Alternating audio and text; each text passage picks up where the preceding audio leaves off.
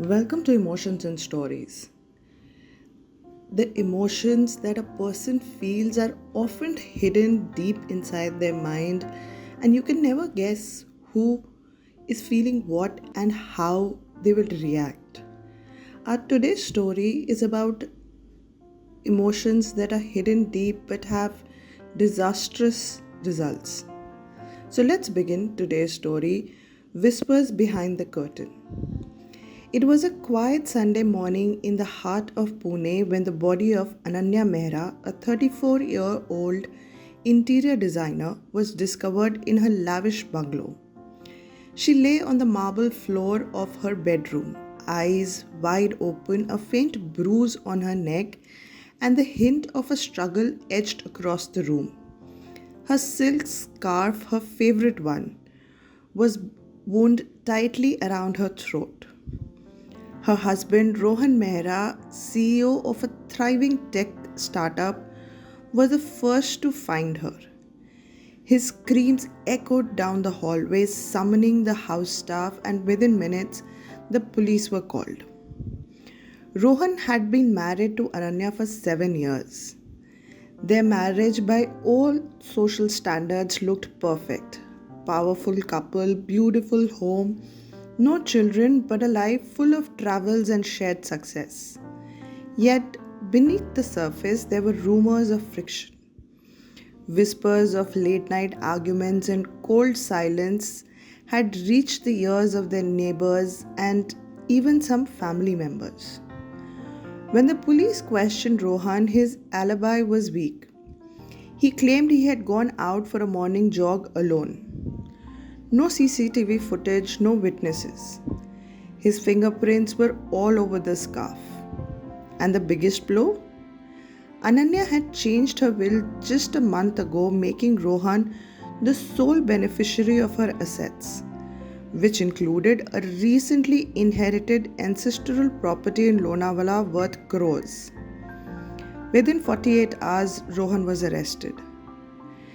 Desperate to prove his innocence, Rohan reached out to a private detective, Aryan Khurana, a former cop known for his unconventional methods and sharp instincts. Aryan was reluctant at first. Murder cases in the family is always messy, he said. But something about Rohan's tired eyes and defeated posture made him agree. And so Aryan started digging. He visited the Mehra bungalow, observed the crime scene, spoke to the staff, and examined the guest list from the small gathering they had hosted the night before the murder. One name stood out: Ishita, Ananya's younger sister. Ishita was 28 years, charming, outspoken, and lived with the couple ever since their parents passed away 3 years ago.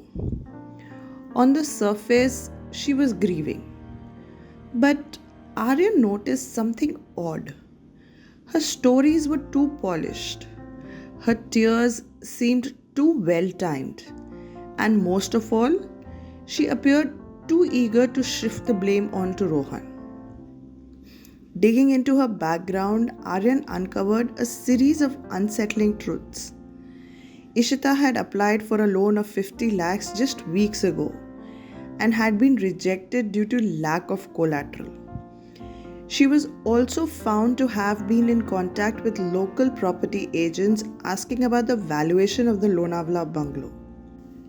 Aryan traced her movements the night before the murder. She had claimed to have gone out with friends but had no photos, no location check ins, and none of her friends could confirm it clearly. One housemaid remembered Ishita returning home late, around midnight. The murder, according to forensic, had occurred between 5 to 6 am.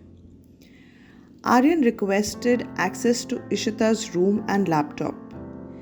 Hidden inside her closet was a glove, partially stained. DNA test confirmed that the blood matched to Ananya's. And her laptop, Aryan found multiple deleted messages to a friend, revealing her growing envy. She gets everything: the house, the name, the money, and I am always in the shadow. Maybe it's time I stepped into the light. One of the draft messages read. Aryan confronted Ishita at the bungalow under the pretense of casual questioning. Funny how grief wears off so fast, he said, sipping tea. She smiled coldly. Some of us are just stronger. You know what's stronger? Greed. It can make people do terrible things, like strangle their own sister for property. The color drained from her face. You think Rohan did it? Aryan continued, placing a printed photo of the glove on the table. He's the easy target, but the scarf was yours, wasn't it? I don't know what you're talking about. Aryan leaned forward. She was changing her will again, Ishita. She had found out you were planning to sell the Lonavala house. Her lawyer had the paperwork ready. You just didn't know she hadn't signed it yet. Ishita's hands trembled. Her eyes darted toward the exit. She was never going to let me have anything, was she? And then she broke. Ishita was arrested the next morning. The confession was recorded, the motive established, and the forensic evidence sealed the case. She had waited until Rohan left for his jog, entered Ananya's room under the guise of morning tea, in a fit of jealousy and rage, used this silk scarf to end her sister's life. Rohan was released this same day. As he stepped out of the police station, the weight of grief still hung heavy, but the fog of injustice has lifted. He looked at Aryan and said, "Thank you for believing me when no one else did." Aryan simply nodded and said, "Sometimes the truth hides behind the people closest to us. You just have to look hard enough." I hope you enjoyed today's story. Do let us know in the comments what you think about it. Thank you.